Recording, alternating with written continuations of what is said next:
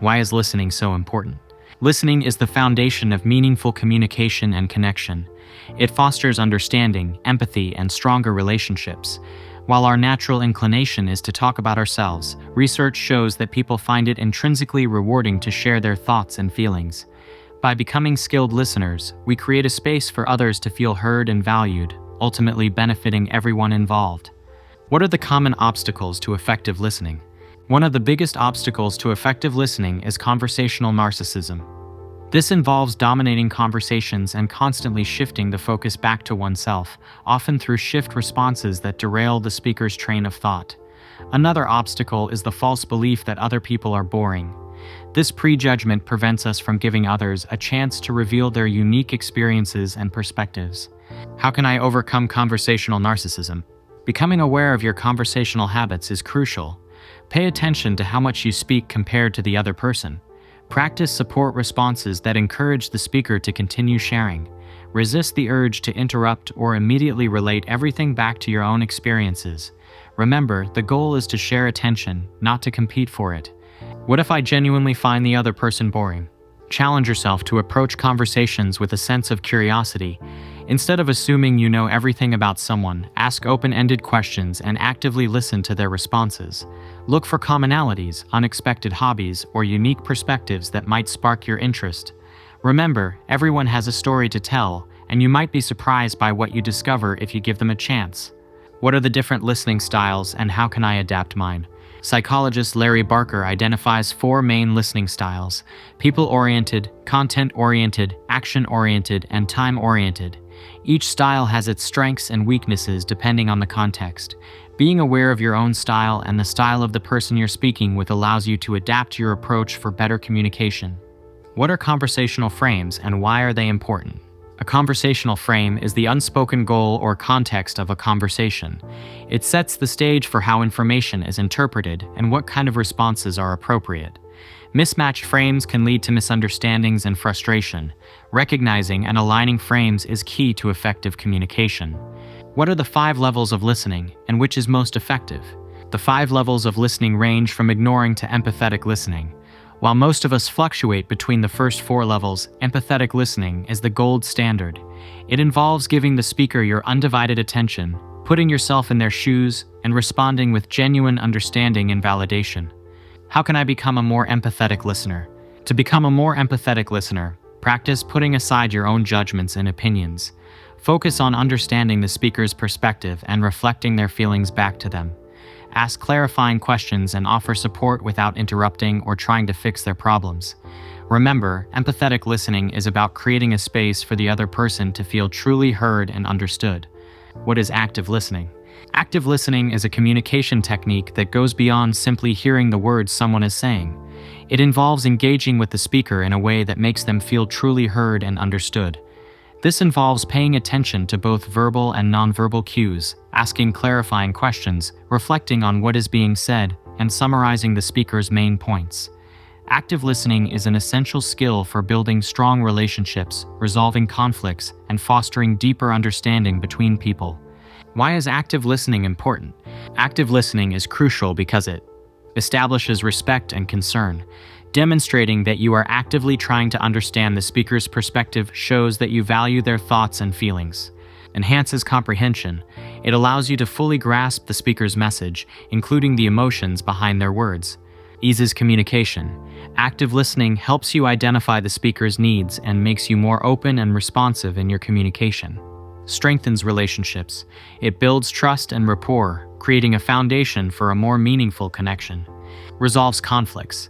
It allows for a deeper understanding of differing viewpoints, facilitating constructive dialogue. What are some examples of active listening techniques? Active listening techniques include restating, paraphrasing the speaker's words in your own terms to confirm your understanding. Reflecting, identifying and verbalizing the emotions the speaker is expressing. Summarizing, concisely restating the speaker's main points to demonstrate you've grasped the overall message. Labeling emotions, putting a name to the emotions the speaker may not be explicitly expressing. Probing, asking open-ended questions to encourage the speaker to elaborate and provide further insights. Silence, allowing pauses in the conversation for the speaker to gather their thoughts and for you to process what has been said. What is empathetic reflection? Empathetic reflection is a deeper level of active listening where you attempt to understand and share the speaker's emotions. It involves putting yourself in their shoes and experiencing their feelings as if they were your own. This requires going beyond the factual content of the conversation and focusing on the emotional undercurrents. It is a powerful tool for creating a strong emotional bond and fostering a sense of connection. How does validation work in active listening? Validation is the act of affirming and accepting the speaker's emotions and viewpoints, regardless of whether you agree with them. It involves acknowledging that their feelings are valid and understandable, given their experience and perspective. Validation helps the speaker feel heard, respected, and supported. What are some common mistakes to avoid in active listening? Common mistakes include interrupting, cutting the speaker off before they have finished expressing themselves, offering unsolicited advice, jumping in with solutions before fully understanding the speaker's perspective, judging or criticizing, expressing disapproval or negativity toward the speaker's thoughts or feelings, judging or criticizing, expressing disapproval or negativity toward the speaker's thoughts or feelings, minimizing the speaker's experience, downplaying the significance of their emotions or situation, distracting yourself, allowing your mind to wander or engaging in other activities while the speaker is talking. How can I improve my active listening skills? Improving your active listening skills requires practice and conscious effort. Here are some tips. Focus on the speaker, eliminate distractions, and give your full attention to the person talking. Observe nonverbal cues. Pay attention to body language, facial expressions, and tone of voice. Ask clarifying questions. Seek to understand the speaker's message fully.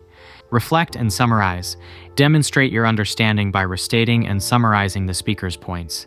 Practice empathy. Try to understand and share the speaker's feelings. Be patient. Allow the speaker time to express themselves fully. Withhold judgment. Avoid criticizing or offering unsolicited advice. Be genuinely interested. Show a sincere desire to connect with the speaker and understand their perspective. What are the benefits of being a good active listener?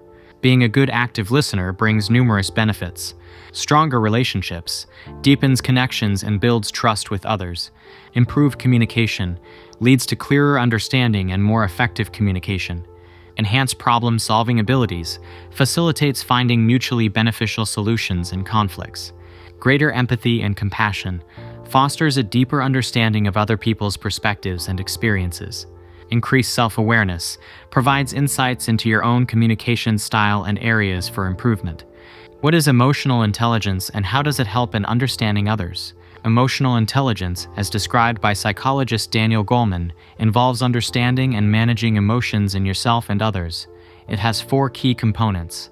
Self-awareness, recognizing your own emotions, their triggers, and how they influence your behavior. Self-management, controlling your emotions and expressing them appropriately, even in challenging situations. Social awareness, perceiving and understanding the emotions of others, reading social cues, and navigating social dynamics effectively. Self-motivation, using your understanding of emotions to drive your actions and achieve your goals. Developing emotional intelligence allows you to connect with people on a deeper level by understanding their unspoken feelings and motivations. It helps you interpret their behavior more accurately and respond in a way that builds trust and rapport. How can I become more emotionally intelligent? Developing emotional intelligence is an ongoing process that involves introspection. Pay close attention to your own emotions, their causes, and how they impact your actions. Regularly reflect on your experiences and try to identify patterns in your emotional responses. Seek feedback. Ask trusted friends or colleagues for honest feedback on your emotional strengths and weaknesses. Be open to constructive criticism and use it to learn and grow. Observe others. Pay close attention to the emotional cues of others. Try to understand their perspectives, motivations, and the reasons behind their actions. Practice empathy. Make a conscious effort to understand and share the feelings of others. Put yourself in their shoes and consider their experiences and perspectives. What is subtext and how does it impact communication? Subtext refers to the underlying or implied meaning in communication that goes beyond the literal words being spoken. It encompasses nonverbal cues like tone of voice, body language, facial expressions, and the context of the conversation. Understanding subtext is crucial because it helps us interpret the true meaning behind people's words and actions. It allows us to pick up on subtle hints, hidden emotions, and unspoken intentions, leading to more effective communication. Why do people use subtext instead of being direct? People often resort to subtext for various reasons. Avoiding confrontation. Subtext allows individuals to express their feelings indirectly, especially when dealing with sensitive or potentially controversial topics. Politeness and social norms. In many cultures, directness is considered rude or insensitive. Subtext provides a way to convey messages without being overly blunt. Maintaining relationships. Subtext can help preserve harmony in relationships by allowing individuals to express disagreements or criticisms gently. Testing the waters. Subtext can be used to gauge another person's reaction or interest before expressing oneself more directly. What are some common ways subtext is conveyed? Subtext can be communicated through various channels, including tone of voice. Sarcasm, hesitation, or changes in pitch can dramatically alter the meaning of a sentence. Body language. Posture, gestures, eye contact, and facial expressions can reveal emotions and attitudes that contradict spoken words. Context and timing.